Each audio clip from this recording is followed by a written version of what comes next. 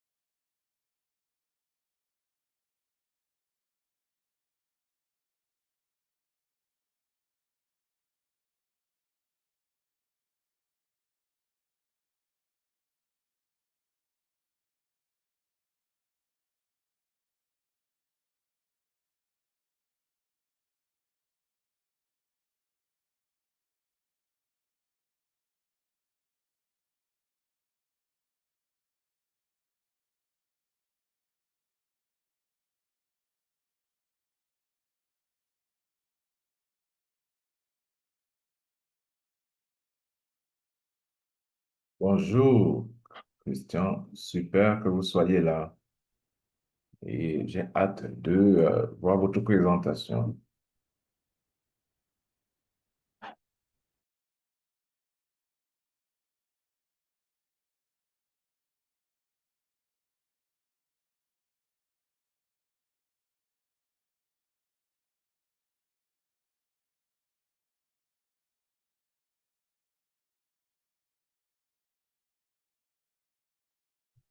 Bonjour. Je crois que le webinaire a démarré. Donc, nous avons déjà les participants. Bonjour. Désolé pour ces petits soucis techniques. Je vais commencer. Je vais démarrer la session. Bonjour, donnez-moi juste une seconde, s'il vous plaît. Bonjour, bon après-midi, bonsoir. Merci infiniment d'être ici. Nous avons près de 50 participants. Merci infiniment de nous rejoindre. Je m'appelle Usue Uteaga. Je suis analyste au JEF. Je suis ravi de vous voir aujourd'hui. Cette session nous avons des partenaires ici avec qui nous travaillons sur le terrain. Premièrement, je voudrais, je vais revenir sur certaines notes logistiques. Donc, nous avons l'interprétation en français, en anglais et en portugais. Veuillez cliquer sur l'icône du globe dans la partie inférieure de votre fenêtre Zoom et sélectionner une langue. Donc, n'hésitez pas à vous présenter dans le salon de discussion. Ce webinaire est diffusé en direct sur plusieurs plateformes. Donc, si vous avez des questions, veuillez les poser en utilisant le bouton Q&A en bas de votre écran et nous répondrons à ces questions. Nous aurons une séance de réponse aux questions qui seront posées et allons partager des courriels si vous avez des questions un peu plus ciblées. Dans un souci de transparence, je voudrais préciser que la session d'aujourd'hui est enregistrée et que vous recevrez le lien vers la vidéo par la suite.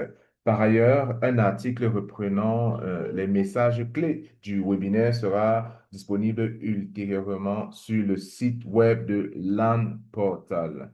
Donc, je voudrais vous rappeler que nous avons de l'interprétation en français, anglais et portugais. Bien vouloir utiliser ce service. Maintenant, je vais commencer, euh, je vais donner la parole à notre collègue Ulrich, qui est un spécialiste au niveau du FEM. Il va nous donner un aperçu du FEM et de la façon dont il fonctionne. Et puis, nous allons rentrer dans quelques considérations liées au fonctionnement du FEM. Permettez-moi de partager mon écran et, et Ulrich va nous rejoindre pour nous parler du Fonds pour l'environnement mondial.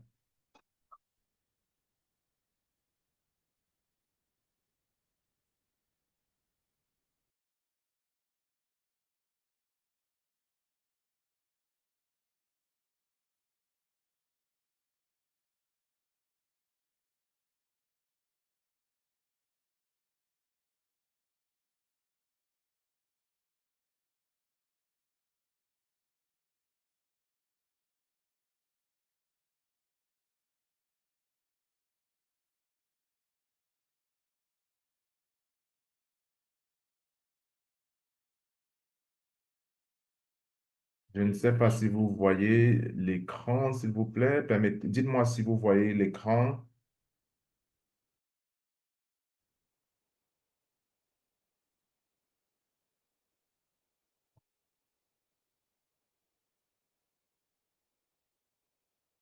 Bonjour, bon après-midi à tout le monde. Je vais vous faire un petit aperçu du FEM, de son rôle et comment il fonctionne.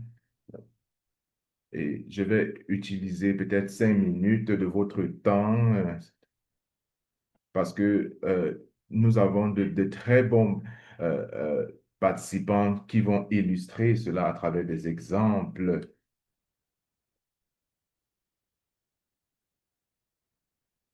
Donc, le FEM, c'est le plus grand fonds d'affectation spéciale multidonateur du monde pour l'environnement, réunissant 186 pays. Et nous avons un mécanisme le mécanisme financier pour 5 conventions internationales clés: Convention sur la biodiversité, Convention cadre des Nations Unies sur le changement climatique, Convention des Nations Unies sur la lutte contre la désertification. Nous aidons les pays dans le cadre de ce partenariat. C'est un partenariat qui englobe plusieurs gouvernements, y compris le secteur privé, dont nous travaillons avec plusieurs parties prenantes.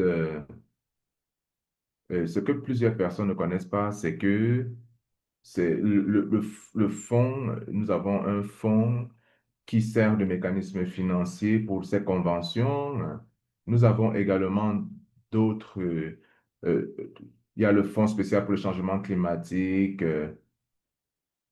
il y a également le protocole, le Fonds pour le protocole de Nagoya, et nous travaillons ensemble dans le cadre de plusieurs projets.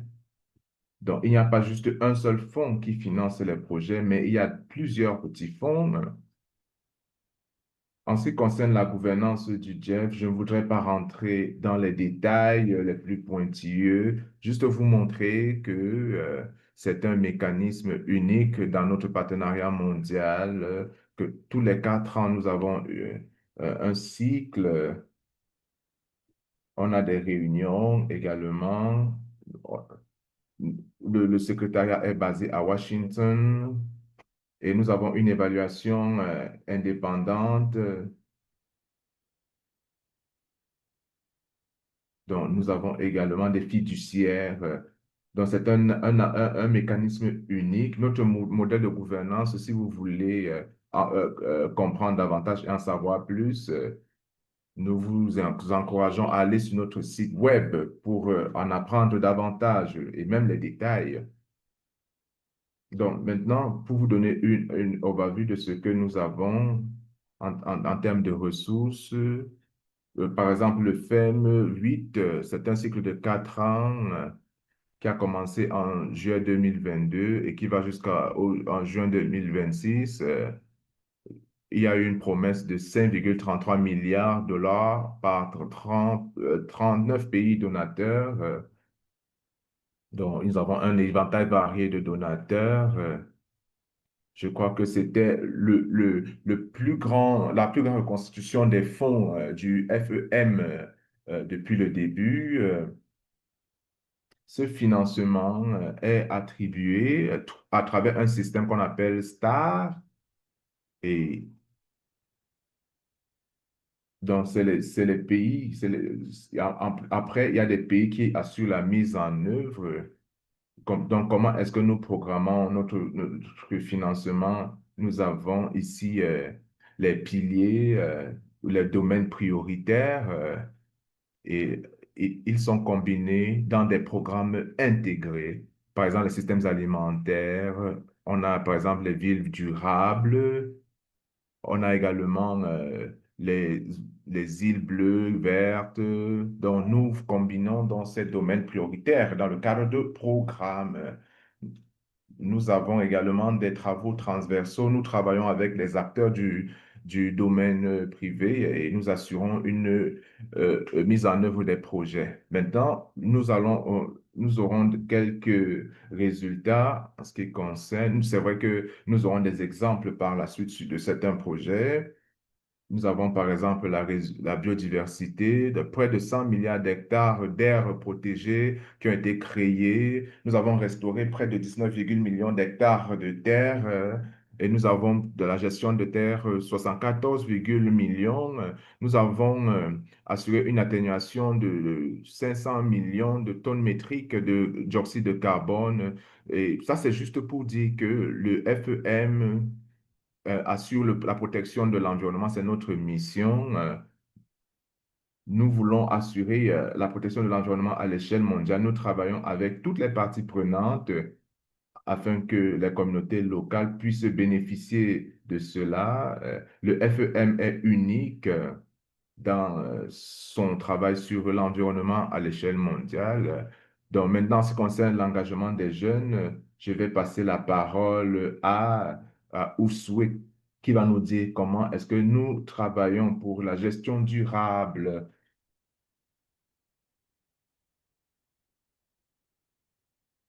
Donc, désolé, comme Ulrich l'a dit, nous travaillons avec les pays.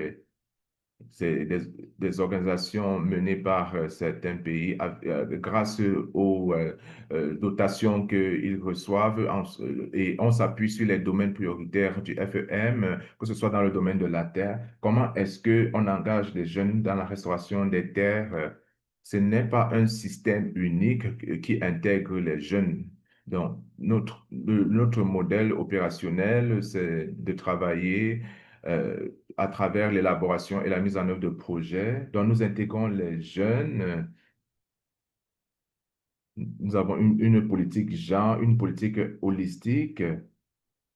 Donc, on doit cartographier les parties prenantes dans les domaines dans lesquels nous allons travailler. Par exemple, en Afrique, où la plupart de la population, il y a une très grande population jeune à partir de moins de 35 ans. Elle est dense. Donc, il est important qu'on établisse des réseaux, que nous travaillons avec les jeunes qui auront accès à la terre. Donc, nous prenons en compte leurs défis, leurs visions et les idées qu'ils veulent mettre en œuvre. Donc, nous voyons comment nous pouvons travailler. Nous avons également un modèle de gouvernance. C'est très important d'avoir des jeunes qui travaillent dans le cadre de nos projets, mais qui sont également à la table de prise de décision. Donc, nous avons des jeunes qui peuvent participer à la prise de décision. Donc, par exemple, quelle sera la cible pour les prochaines années? Quelles seront les décisions en matière de gestion durable des terres et de l'agriculture? Donc, Nous avons des jeunes négociateurs qui doivent accéder à ces plateformes. Il y a également des programmes mondiaux qui ne sont pas liés à nos domaines programmatiques. Nous avons des programmes de bourse pour des jeunes conservateurs qui veulent peut-être fréquenter davantage. Nous avons établi des partenariats avec plusieurs réseaux, que ce soit les jeunes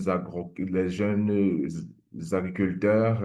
Nous avons également d'autres réseaux de jeunes, comme par exemple le caucus de la Convention des Nations Unies pour le changement climatique.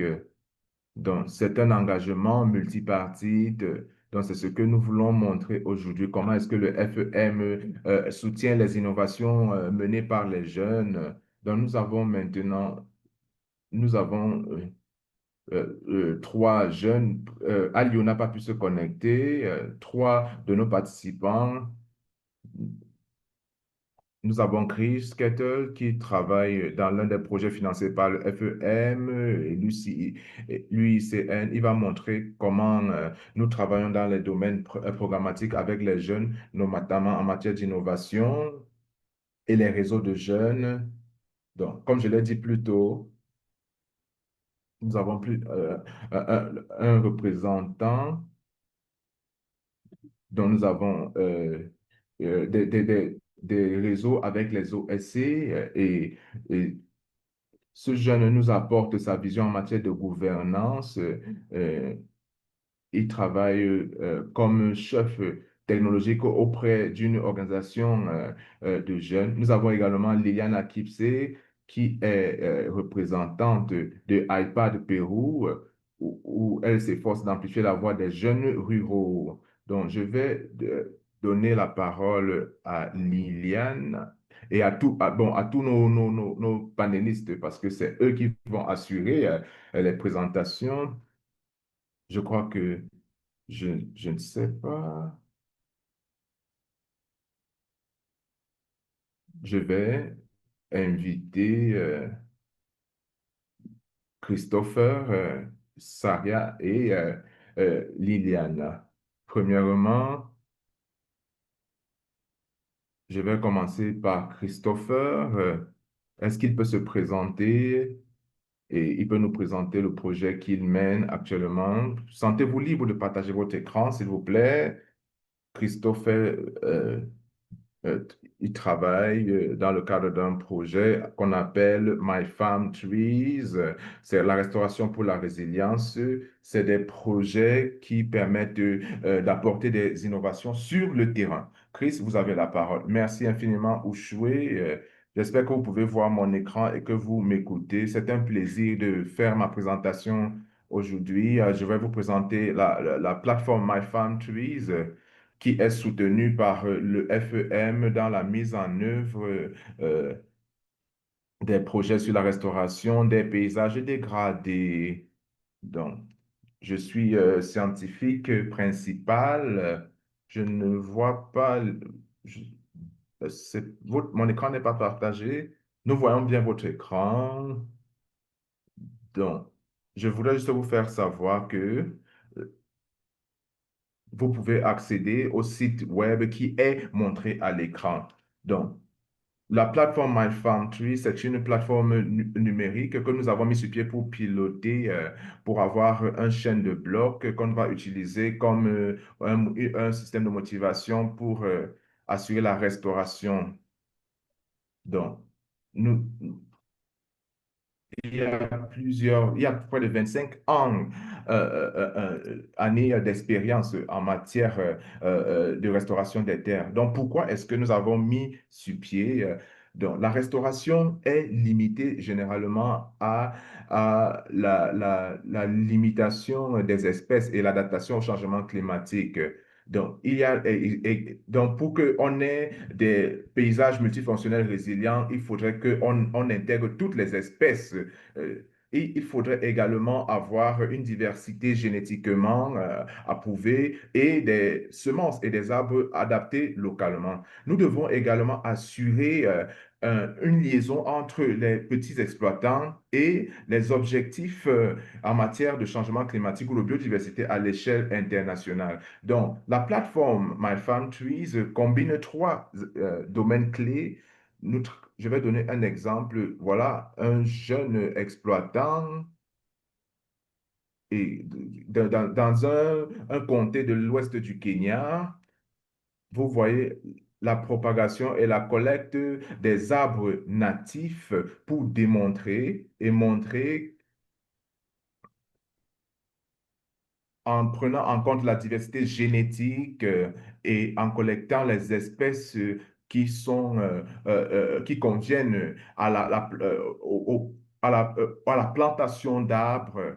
Comment est-ce que on peut développer l'entrepreneuriat en s'appuyant sur les technologies pour pouvoir commercialiser et ajouter une valeur aux arbres et, et connecter et se connecter à d'autres projets de restauration. Donc, ça lui permet d'avoir suffisamment de mesures incitatives pour développer son affaire. Il a pu doubler sa production et il a pu renforcer ses activités à travers, à travers le partenariat avec la plateforme. Donc, par ailleurs, en ce qui concerne les exploitants, il y a une importance de vérification, de vérifier les arbres qui poussent, donc quelles espèces et quels sont les besoins. Voici, on a par exemple une rosière. Vous voyez, il est important de pouvoir adapter la semence au changement climatique. Donc, pour pouvoir travailler avec la plateforme, il faut documenter et vérifier l'origine génétique de l'arbre pour pouvoir avoir accès au financement. Donc maintenant, une des caractéristiques de My Farm Trees, y compris la chaîne de blocs,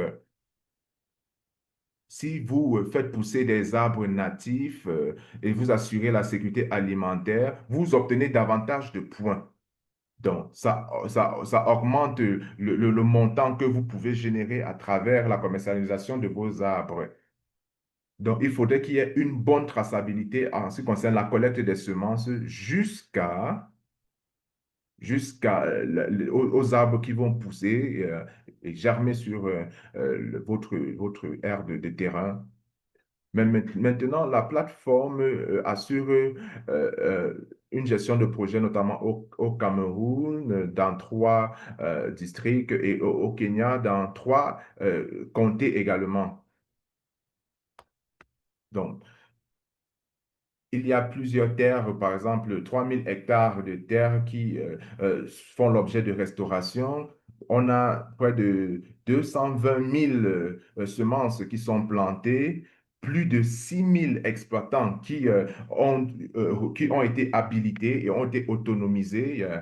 Et il y a eu des paiements à travers la plateforme pour la plantation des arbres divers et natifs.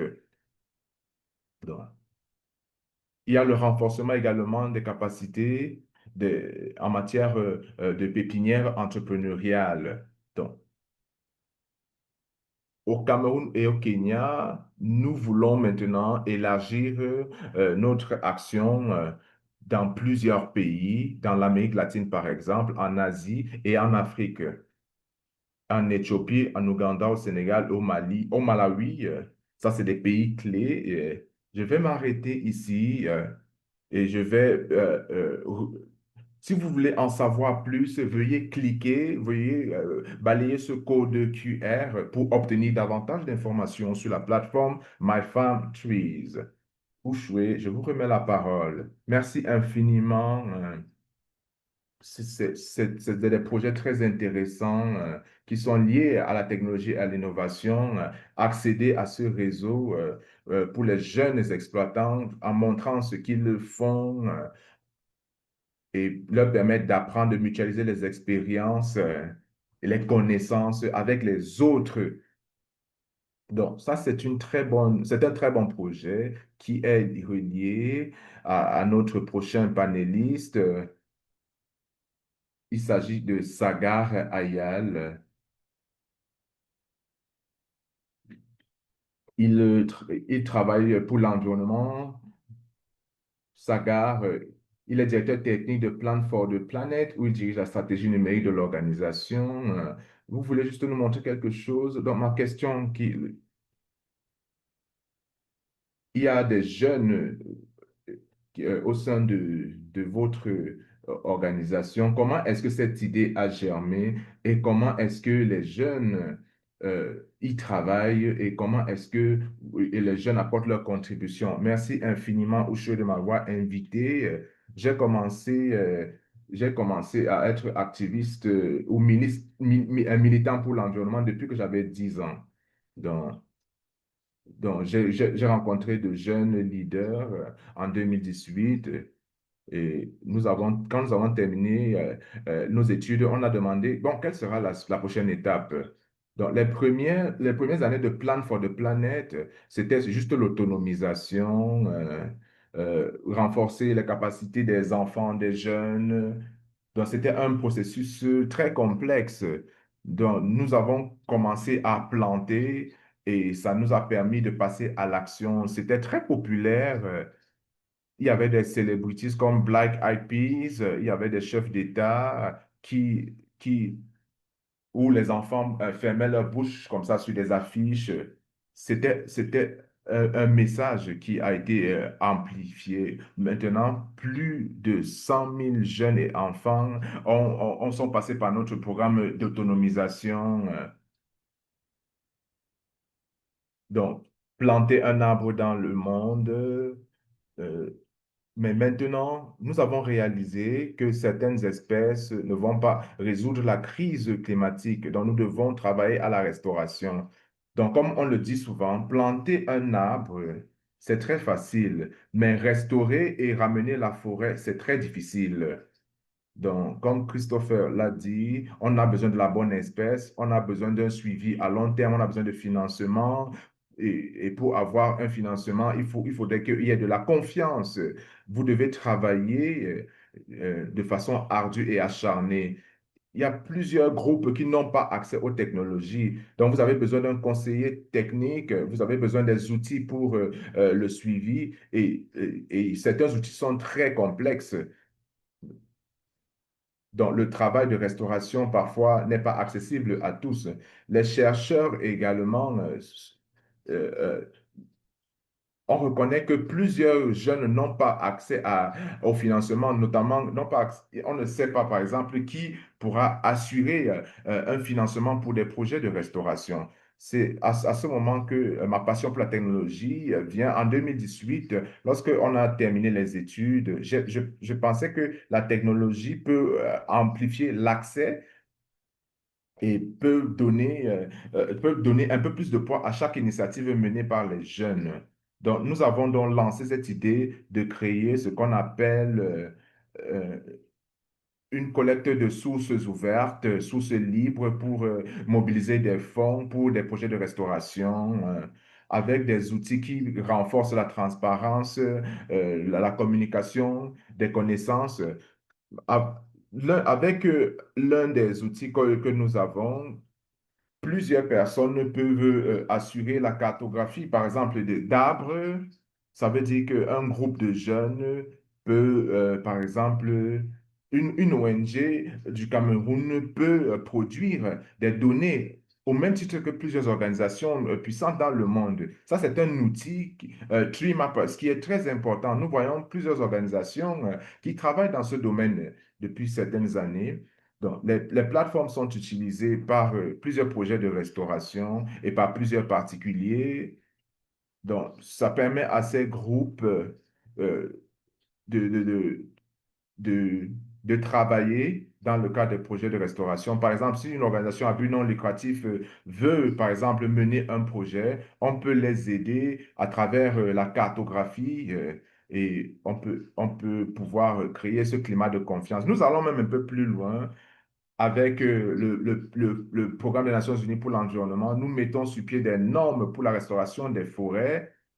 Donc, en plus, nous travaillons pour réviser et examiner ces projets. Et parfois, c'est très onéreux et nous travaillons parfois à titre gracieux. Et si le travail de restauration répond aux exigences, il y a parfois la possibilité d'obtenir un financement.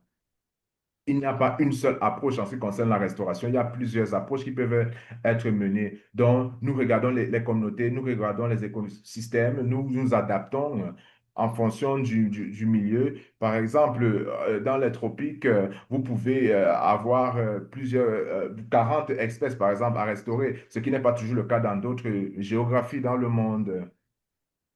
Donc, nous finançons certains projets à travers le soutien du secteur privé, des financiers institutionnels et des donateurs privés avec qui nous collaborons depuis les dernières années. Et en raison du fait que il ne faudrait pas juste remplacer les gens, mais créer des réseaux de connexion, nous pensons que les personnes doivent être au centre de la restauration. Donc, il s'agit donc d'autonomiser les jeunes, les communautés, en leur dotant des outils qui leur permettra d'assurer la conservation des terres selon leurs propres thèmes. Donc, si, vous pouvez essayer, vous pouvez utiliser notre plateforme pour pouvoir vérifier. Donc, nous avons pu assurer la restauration de millions d'arbres sur la planète. Donc, il n'y a pas une seule approche pour la restauration des forêts. On apprend des échecs, on s'adapte en fonction du contexte de l'évolution, mais les jeunes peuvent contribuer de manière significative. Donc, lorsqu'on me pose la question, il faut sensibiliser les jeunes, il faut les autonomiser parce que ils vont changer la société. Nous avons déjà vu cela. Nous avons prouvé cela. Lorsque on croit aux jeunes, ils peuvent accomplir de grandes choses. Donc, nous avons appris ça des ingénieurs, des scientifiques, des activistes. La plupart des changements qui sont survenus dans le monde sont venus même parfois de jeunes de 20 ans, donc on doit leur accorder cette confiance-là. Merci Merci beaucoup. infiniment. C'est vrai, nous devons donner accès aux ressources. Ça peut être à travers l'éducation, formation, technologie. Les jeunes doivent avoir ces pouvoirs. Ils doivent avoir cette disponibilité vers l'innovation. Toutefois, ce qu'il manque, c'est que l'empêche d'avoir accès aux ressources. Nous devons comprendre que des fois, nous pouvons être dans la position de commettre des erreurs, mais la plupart des fois, nous devons changer. Les crises qui est d'actualité, nous devons apprendre comment échouer, comment travailler en collectivité et apprendre pour les prochaines étapes et les prochains projets qui seront une réalité parce que nous, les jeunes, nous avons un long trajet. Maintenant, je passerai la parole à notre orateur. Nous avons une oratrice, Wapar Peru. Nous nous sommes rencontrés à White Park lors d'un événement. Nous parlons d'une organisation globale qui travaille avec un programme, la plateforme globale. Nous nous sommes rencontrés parce qu'ils nous aident pour l'intégration au système alimentaire, les composants des jeunes, les composants des mouvements jeunes, les jeunes sur le sol, avec le projet JEF. Liana, c'est le représentatif YP Pérou. YP Pérou, comment vous êtes en train d'avant-garde des efforts sur le sol? Pouvez-vous nous donner des exemples et comment vous soutenez la leadership des jeunes et l'innovation?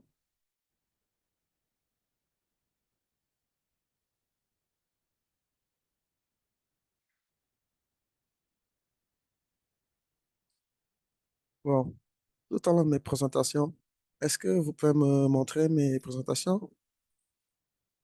Merci. Bon, ici à Pérou, c'est bonjour. C'est un plaisir de vous saluer à vous tous et merci beaucoup pour cette invitation. Bon, je vais commenter un petit peu. Comme ce avait commenté, WIPART, c'est un réseau international de jeunes professionnels pour le développement rural. Nous sommes présents en plus de 60 nations. Moi, je suis la représentatrice au Pérou. Notre profil, c'est d'être bénévole, jeune professionnel, des activistes au Pérou. Nous sommes déjà 10 ans d'expérience. Nous avons démarré en 2006. Nous avons plusieurs initiatives que nous avons emmenées d'une façon bénévole. De plus, dans notre période d'expérience, nous avons franchi à compléter certains projets de grande dimension. OK? Est-ce que ça marche, la traduction? Est-ce que vous entendez?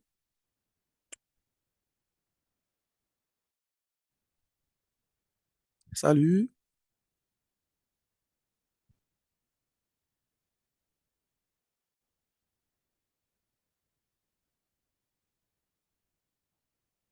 Nous avons des problèmes pour écouter l'oratrice.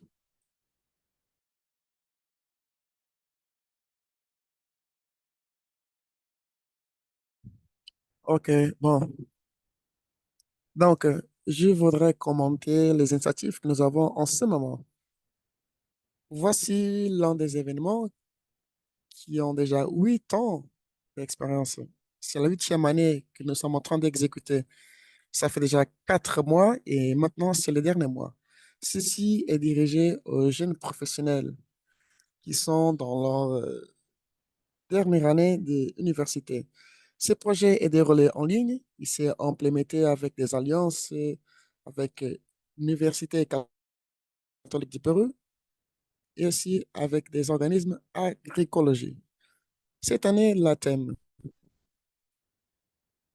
les plans des résultats avec les jeunes leaders des communautés rurales.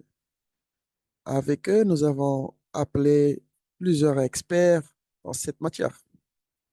Le profil de cette initiative dans cette huitième année, c'est que toutes les initiatives sont bénévoles.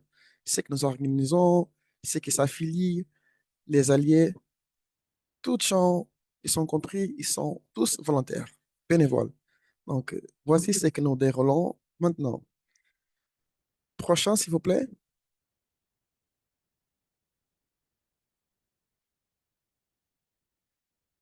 Voici un exemple dans notre projet, un micro-projet que nous avons entamé l'année passée. Ça, c'est dans une école à Lambayeke. Et ceci a été géré par une de notre bénévole à Pérou, qui s'appelle Calderon. C'est une expert du climat reconnue partout dans le monde. Elle parle de son entrepreneuriat dans sa communauté et de restauration environnementale. Donc ici, nous avons travaillé de façon verte avec une école rurale, avec des pères de famille, des communautés, et lorsqu'ils sont ensemble pour faire tout un processus d'implémentation. Et après, utiliser en tant qu'un moyen pédagogique et persuasion pour la population. Et aussi la conservation environnementale.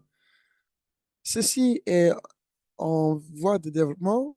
Nous espérons terminer dans les prochains mois et on espère pouvoir créer une autre école dans l'avenir.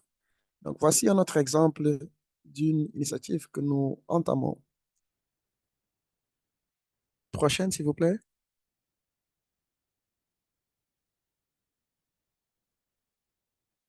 Prochaine diapo, s'il vous plaît.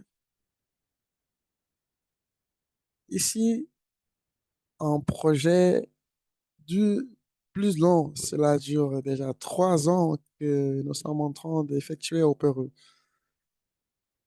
Des jeunes agroécologiques, c'est une action au Pérou. Ce projet, l'Association nationale agroécologique du Pérou dirige. C'est une alliance avec l'Université pontificie catholique du Pérou. Nous avons la tâche de formation et nous avons orienté les départements techniques de gestion de cette école agroécologique pour les jeunes, que ce soit des Amazones et des Ayacucho. Ceci, c'était présentiel parce que ce projet possède des fonds. Eh bien, C'est un peu ce que nous avons développé dans cette étape de formation que nous avons dirigée. Prochaine, s'il vous plaît.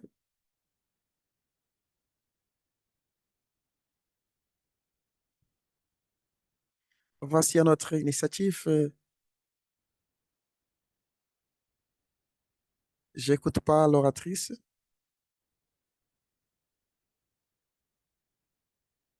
Je n'écoute pas l'oratrice.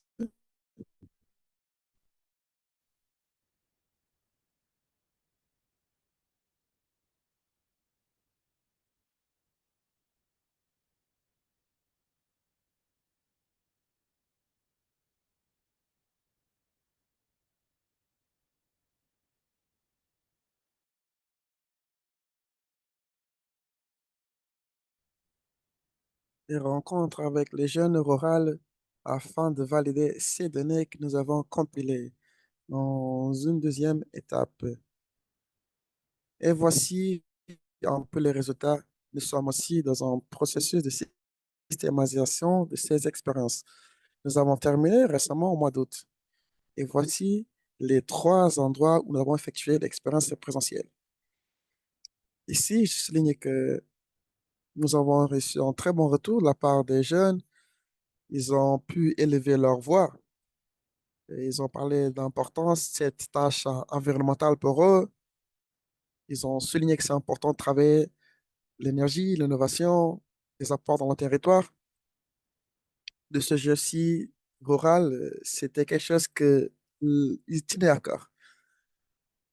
Nous avons aussi parlé qu'un jeune rural, il ne peut pas être envisagé et vu comme cible dans ces territoires. Donc maintenant, le jeune rural, il est toujours en mouvement entre la zone urbaine et rurale. Donc, un jeune rural a un autre profil et c'est nécessaire d'avoir une connaissance concernant l'enseignement supérieur pour pouvoir appliquer dans ces territoires. Donc, ici, on parle de professionnaliser. Même si nous revenons dans notre territoire, nous pouvons voir comment nous pouvons changer et booster nos territoires. Donc, c'était vraiment intéressant cet événement. Je pouvais parler beaucoup plus de choses parce que nous avons parlé des sujets de très haute importance, mais j'en suis sûr que je n'aurai pas assez de temps. Donc, nous allons avancer. Le prochain, s'il vous plaît. Prochain diapo. Voici une autre initiative. À partir du groupe de bénévoles où nous avons démarré à programmer un podcast. Donc, l'objectif, ça serait de partager les expériences des jeunes leaders des zones rurales qui travaillent pour changer leur zone. Donc, nous avons déjà eu deux épisodes. Le premier, c'était notre bénévole Caderon. Elle a parlé de son travail de restauration. Et d'un autre côté, nous avons aussi une invitée du Kokwazai qui effectue des tâches aussi, dans ces tâches de réparation environnementale, notamment les répercussions de l'exploitation minière. Nous travaillons sur ces volets pour les prochains épisodes. Donc, voici les initiatives plus importantes que nous avons eues cette année et ce que nous travaillons encore. Et tout notre matériau, tout ce que nous faisons est inclus dans nos réseaux sociaux. Instagram, Facebook, LinkedIn, entre autres. Vous avez aussi notre site Internet où vous pouvez nous trouver. Donc, voici un peu de ce que je souhaitais partager avec vous pour Activisme parce que nous sommes un groupe collectif, un réseau de jeunes qui s'agglomèrent pour effectuer des bonnes choses pour d'autres jeunes. Donc, cela nous plaît énormément. Nous sommes remerciés. Nous avons une communauté au Pérou de 40 jeunes pour effectuer ces initiatives et nous continuons de telle façon. Webpart va continuer. Chaque année, nous faisons des mises à jour et c'est cela qui met en évidence Webpart. Merci beaucoup pour cette plateforme.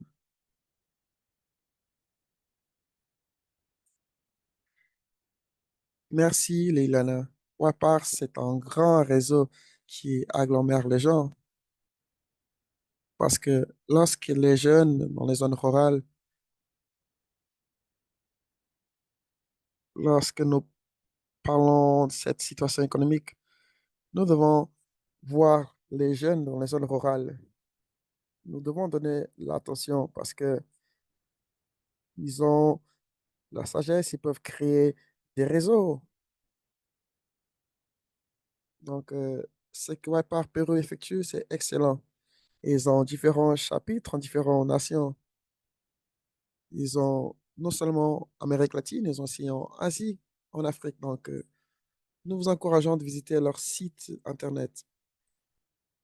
Donc, si chez vous, si vous voyez cette communauté Wipar pour renforcer votre reconnaissance, et si pour trouver des collègues où vous pouvez partager vos expériences, idées, et pour continuer à promouvoir le développement durable. Notre dernier orateur, Aliou Moustapha, est avec nous. Je vois qu'il est connecté. Et après, nous pouvons aussi commencer à répondre à certaines des questions que vous avez écrites sur le chat. Ali Mustafa, membre du comité de pilotage Jeff, il fait aussi partie des groupes de petites subventions. Il a reçu la capacité de recevoir des petits projets sur le sol au Cameroun. Il est en train de suivre et analyser. Donc, je vais lui accorder la parole pour partager ses expériences. Nous voulons savoir comment pensez-vous que les jeunes autochtones et la gouvernance foncière.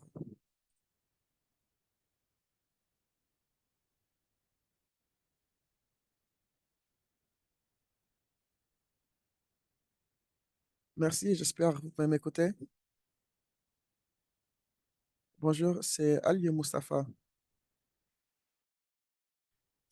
Je suis désolé, mais pour des questions de réseau, je ne allume pas mon caméra. Je fais partie du comité de pilotage de Jeff et aussi le programme Fellowship. C'est un programme qui aide beaucoup d'organismes réseaux autochtones au Cameroun. Gestion de projets, restauration forestière, agriculture organique, qui fait aussi partie de la culture ici au Cameroun. Les communautés des pasteurs aussi, pour élever les animaux et la production de nourriture. Le Mont Carès est l'une des aventures les plus fascinantes. Sur le sol, nous avons formé les populations concernant l'agriculture organique, où les terres ne sont pas si productives. Nous avons produit des fertilisateurs organiques certaines zones du pays. À travers ces communautés, nous avons pu aider les gens. Il y avait cette question de chasse illégale. Nous avons fait face. Aujourd'hui, nous avons un programme géant où beaucoup de gens sont intéressés pour la surveillance, survivre l'agriculture.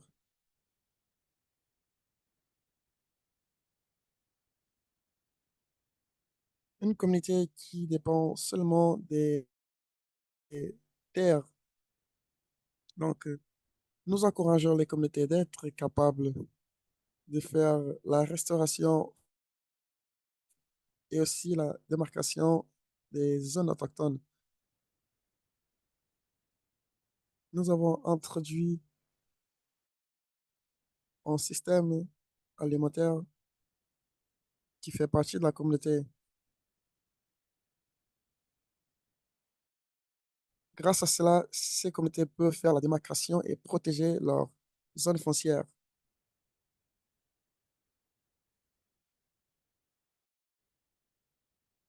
Pour certifier que les zones foncières sont en sécurité, parce que nous faisons face à plusieurs problèmes.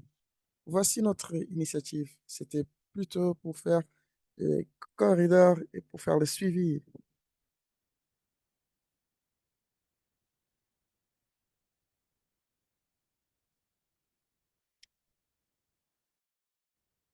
Les jeunes, ils adaptent très bien à ces soucis sur la scène, sur le sol.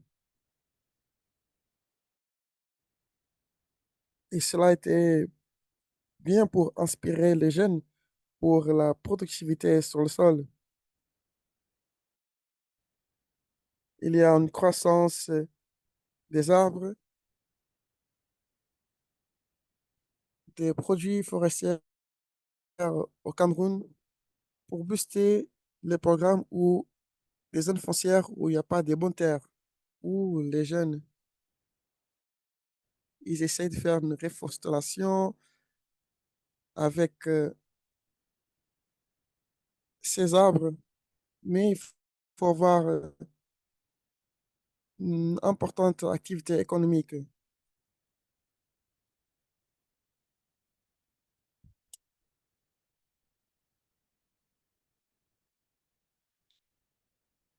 Jusqu'ici, tout va bien, c'est prometteur. On veut vraiment être en dialogue avec d'autres parties prenantes, comment dialoguer avec les jeunes filles et aussi les jeunes en général. Merci beaucoup, chers collègues.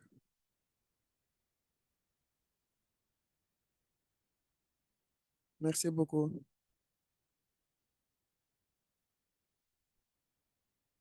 Au début, lorsqu'il parlait de cette initiative, je ne savais pas que Jeff avait ces programmes parce que cela fait partie du programme des petites subventions. Ça fait partie aussi de PNUD. C'est un programme de financement direct dirigé par les jeunes leaders sur le sol. Donc, si quelqu'un a une idée innovatrice et souhaite avoir un financement, on vous encourage de voir le site des petites subventions et vous voyez lorsqu'il y aura des concours. Parce que ces subventions sont très importantes pour autonomiser les communautés pour leur travail, mais aussi pour avoir plus accès à la technologie, aussi à la gestion foncière et bien sûr la sagesse, parce qu'ils vont créer toute une communauté, ils peuvent créer un réseau qui travaille les mêmes volets. Nous avons d'autres deux rondes de questions, mais nous avons peu de temps disponible.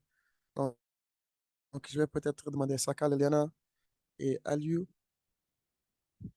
peut-être souligner les meilleures pratiques, quelque chose qu'ils ont appris de leur projet, qu'ils pensent que c'est très important pour les jeunes et l'innovation dans leur zone pour qu'ils puissent aussi partager avec d'autres.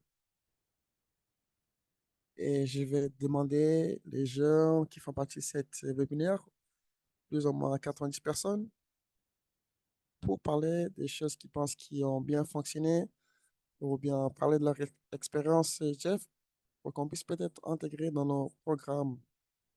Je vais peut-être démarrer avec Chris. Bon, je vais essayer d'être bref. Bon, cette question de reconnaître la restauration, entrepreneuriat, mettre en évidence les plans durables à long terme. Nous avons parlé des technologies qui sont très importantes pour cette génération numérique. Nous parlons aussi de la biodiversité, l'innovation, les modèles de business pour cette restauration. Nous parlons aussi des gardiens de forêt, des gens qui font la cartographie et font l'inscription des agriculteurs dans ces plateformes numériques pour la biodiversité et les arbres. Nous pouvons avoir accès d'une façon digitale. C'est une question plus de biodiversité. C'est important pour l'innovation et la restauration forestière. Ali a aussi souligné reconnaissance de la restauration. C'est plutôt vers l'agriculture plus que juste la production alimentaire ou bien en mode de vie. Beaucoup plus que ça, mais une opportunité d'entrepreneuriat. Cela peut être aussi partie de la contribution globale. Nous devons démocratiser la justice climatique. Je pense que la prochaine génération des jeunes personnes qui vont faire la restauration,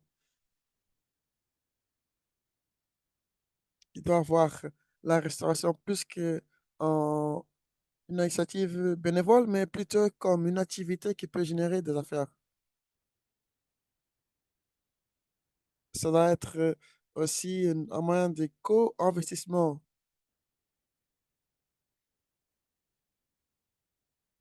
une génération autonomisée pour être co-investisseur et pour, pour en tirer des bénéfices de la vie à travers la restauration et pour nous maintenir dans cette dynamique de planète. Merci, Chris. Une réponse très bien structurée. Sagar, souhaitez-vous continuer? Je pense que Chris nous a fait le boulot. C'est facile de parler, mais d'être écouté, c'est beaucoup plus dur. Il y a des enjeux, il y a cette question de financement. Nous devons avoir des programmes qui vont créer cette mentorat si important. Donc, je pense que nous avons déjà des points de démarrage très, très efficients, mais jusqu'ici, il y a très peu de mécanismes des Jeff qui soutiennent les projets des jeunes.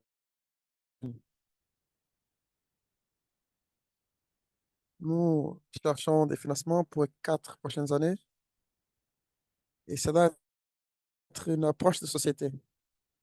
Donc, la société globale doit être au courant. Nous devons changer les modèles.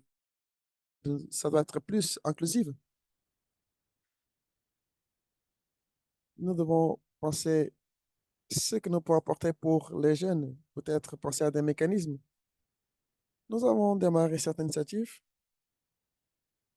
Nous avons commencé des dialogues au début de cette année pour certifier que les jeunes, les peuples autochtones, les femmes font partie de ces dialogues avant de clôturer et prendre des décisions. Et c'est important pour les jeunes pour établir et aussi savoir comment des millions de la part des GEF sera dépensé lors des prochaines années.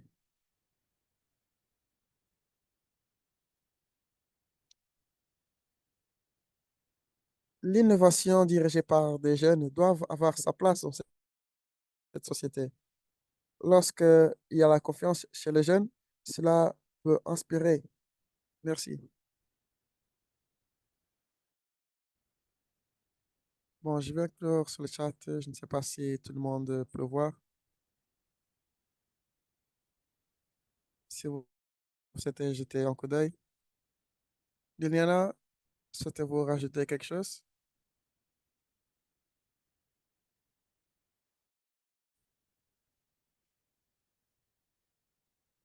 Bon, pour nous, le plus important, c'est que nous avons appris, c'est la construction du collectivisme.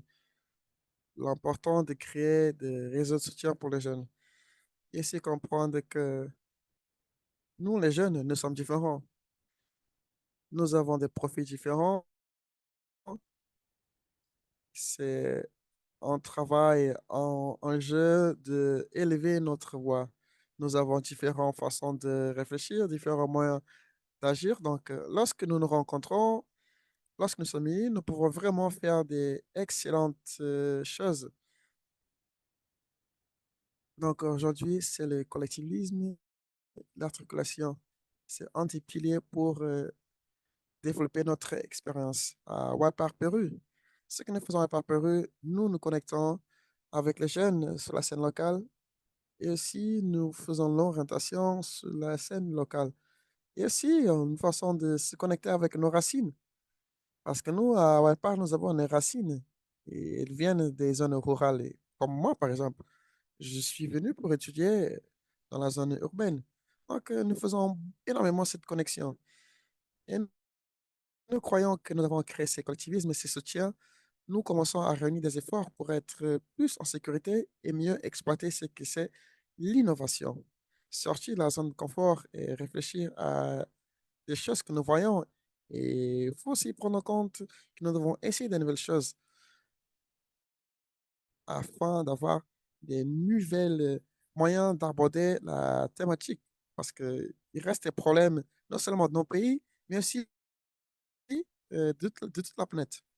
Donc, nous sommes vraiment au courant pour faire des choses, mais il nous manque beaucoup de soutien. La prise de conscience de la population, c'est un grand défi. Donc, voici cela. Merci beaucoup. Merci, Liliana. C'est très important, comme vous dites, d'avoir cette dynamique collectiviste. Et c'est important d'avoir des gens peureux, de soutenir d'autres personnes, d'avoir cette zone de sécurité pour parler, élever les voix. Merci beaucoup. Bon, je vais aussi demander à Alice s'il y a des points pour clôturer et l'avenir, comment nous pouvons motiver les jeunes autochtones pour travailler ensemble avant de soutenir les projets. Merci infiniment, Ushwe. En ce qui concerne mon expérience, notamment les activités menées sur le terrain, l'une des choses les plus inspirantes et quelque chose que je retiens et que je garde à l'esprit jusqu'aujourd'hui, c'est que les jeunes et les peuples autochtones, notamment les femmes, sont importantes dans les efforts de conservation parce que certaines femmes jouent un rôle critique en matière de développement communautaire, même si elles sont parfois laissées derrière dans les consultations, les concertations, et elles ne sont pas prises en compte, mais elles jouent un rôle crucial dans la gestion des communautés, de la restauration des terres, la restauration des paysages. Les jeunes, ils sont importants et je crois que c'est quelque chose que je vais recommander et encourager. Nous devons garder les femmes à la table de discussion lors de la prise de décision et dans le processus complet. Donc, quelqu'un a posé une question et a demandé comment est-ce que la vente des fruits sauvages pourrait aider à la conservation, la protection de la forêt. C'est important dans la mesure où l'exploitation de la forêt, c'est un accaparement des terres, une destruction des forêts, et parfois même on chasse les gens de leurs territoires ancestraux et on exploite le bois. Donc, c'est des choses qui existent et ces fruits sauvages qui, qui représentent une motivation économique pour les gens, ça les inspire à protéger les forêts. Vous ne devez pas traverser cette zone, vous ne devez pas exploiter ces arbres parce que nous utilisons ces arbres comme une source de revenus. J'ai vu cette question dans le centre de discussion et je voulais juste répondre à cette question. Et je voudrais me rassurer de répondre à notre participant. Merci infiniment et je suis très heureux de travailler avec vous et de vous rencontrer ici aujourd'hui. Merci infiniment à Liu. Il est très important et nous devons mettre en évidence le consentement éclairé préalable, libre dans tous les projets, dans les territoires autochtones. Les peuples autochtones ont leurs droits et leurs limitations, dont les projets doivent être autodéterminés. Nous ne pouvons pas aller comme un mécanisme financier et fouler aux pieds l'importance des peuples autochtones. Il est important de les écouter et de comprendre leurs limites. Si ils disent non, ils ont le droit à l'autodétermination. Ils peuvent dire où est-ce que le projet doit être mené, jusqu'à quelle limite.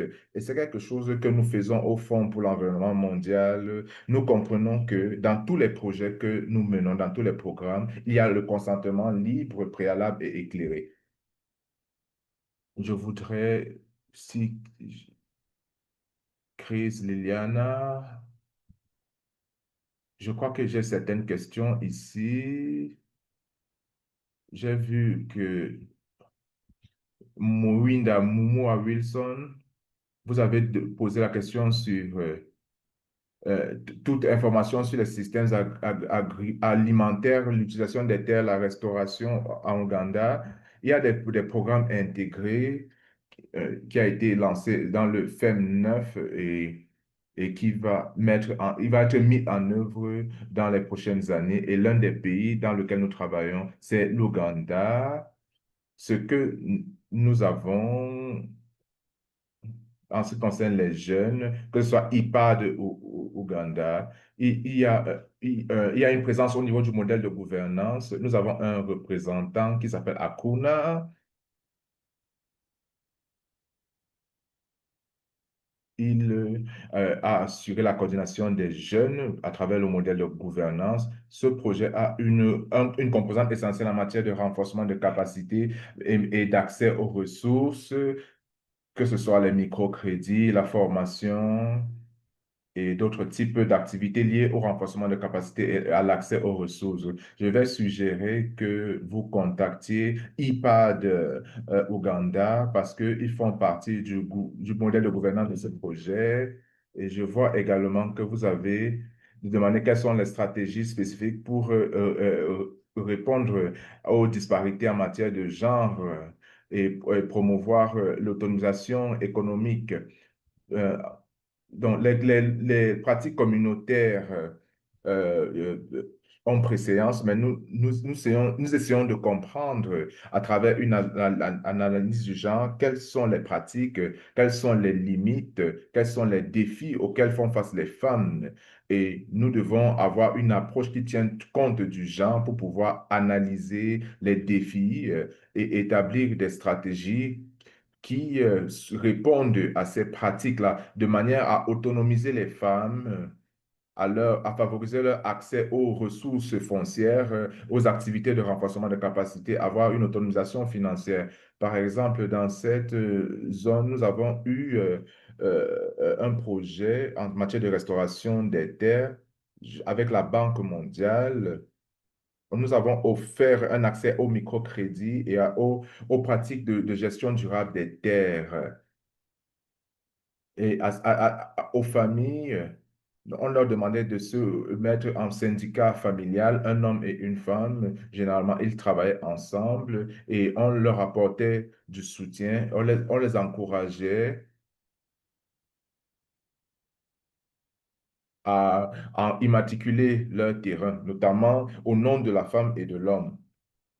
Donc, avec ce projet, nous avons le 97% des terres des propriétaires terriens que nous avons ciblés ont immatriculé leurs femmes comme propriétaires terriennes dans le registre foncier. Donc, quand on leur donne une motivation, quand on leur explique de façon équitable ou égale en comprenant les lois coutumières et les pratiques culturelles, ça permet d'avancer. Donc, vous devez comprendre quelles sont les limites et vous devez avoir des partenaires sur le terrain, des partenaires religieux ou alors une jeune femme qui assure la promotion des croyances et des pratiques culturelles. Donc, il ne faudrait pas venir mettre sur pied un projet qui modifie toutes ces pratiques, mais il faut comprendre les gens et leurs pratiques. Je vois des questions sur l'accès, comment est-ce qu'on peut bénéficier des projets du FEM. Il y a plusieurs approches pour participer au projet du FEM, mais quels sont les projets qui sont mis en œuvre sur le terrain? Je vais vous suggérer d'aller sur le site web des projets du FEM pour voir quels sont les projets menés dans votre pays. Et vous pouvez en apprendre davantage sur ces projets et vous allez voir quelle organisation assure la direction de ces projets. Euh, je vais demander aux jeunes leaders de discuter également avec les réseaux des OSC. Par exemple, Saga est un représentant. Ils leur offrent des formations, des informations. Ils ont un réseau de personnes qui travaillent sur le terrain, qui vont vous aider à mieux comprendre le paysage ou le portefeuille de projet du FEM dans votre pays. Vous pouvez également travailler avec votre point focal FEM et vous pouvez l'identifier sur notre site web. Vous allez leur demander quels sont les projets menés sur le terrain. Nous avons également un programme d'octroi de petites subventions. Il y a des initiatives également comme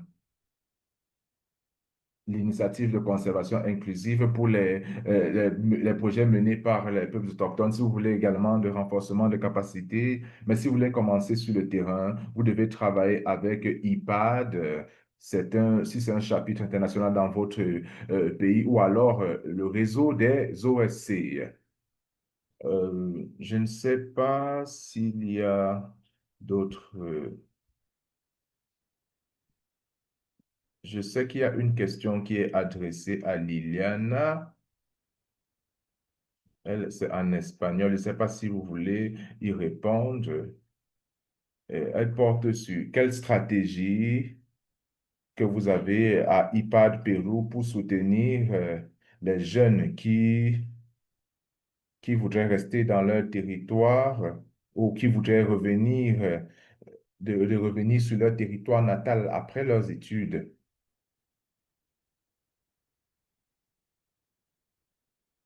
D'accord. Oui.